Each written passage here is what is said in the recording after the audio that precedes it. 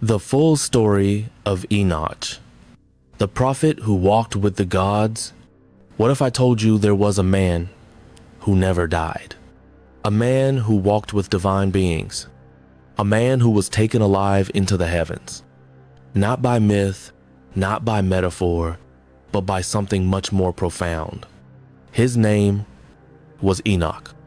And this is not just a story. It's a key to understanding ancient knowledge, forbidden wisdom, and the hidden architecture of reality itself. Let's begin at the beginning. In the book of Genesis, a single line quietly hides one of the greatest mysteries of all time. And Enoch walked with God, and he was not, for God took him. That's it. No explanation, no context, just gone. But this one sentence sparked centuries of questions. Who was Enoch?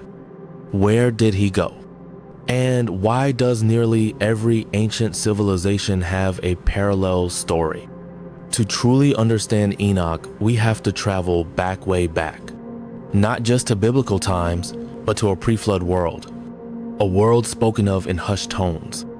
A world of giants, of watchers, of beings not entirely human. The book of Enoch, an ancient text once revered and then buried, opens the veil. It tells us that in the days before the great flood, celestial beings called the Watchers descended to earth. They were sent to observe humanity, but they broke divine law. They lusted after human women. They took them as wives, and from their union came the Nephilim giants of terrifying power and corruption. The Watchers, led by a being named Semjaza, taught humans forbidden knowledge alchemy, enchantments, astrology, the crafting of weapons. Humanity advanced rapidly, but not in wisdom, in violence, in greed, in chaos. The earth cried out, and it was Enoch, a righteous man, chosen to be the voice between worlds. Enoch was not a prophet in the modern sense. He was a scribe of the heavens.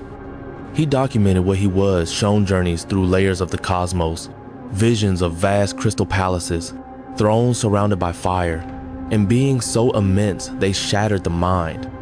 He was shown the names of the fallen angels. He was told their crimes.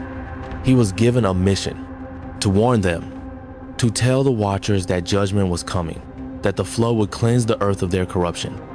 And so Enoch confronted them, beings of immense power on behalf of the Creator. They begged him to intercede. They wept. They pleaded for forgiveness, but the verdict had already been written. There would be no mercy. Enoch was not just a messenger. He was changed by this journey. He began to see time differently. He was shown how the stars govern destiny, how the movements of the heavens are not random, but codes, living algorithms written into the fabric of reality. He learned of the coming of the great flood, of the new age that would follow, and of the final judgment that would come at the end of time. But here's where it gets stranger. Enoch didn't die. The text says he was taken by the angels in a whirlwind to another dimension, another reality.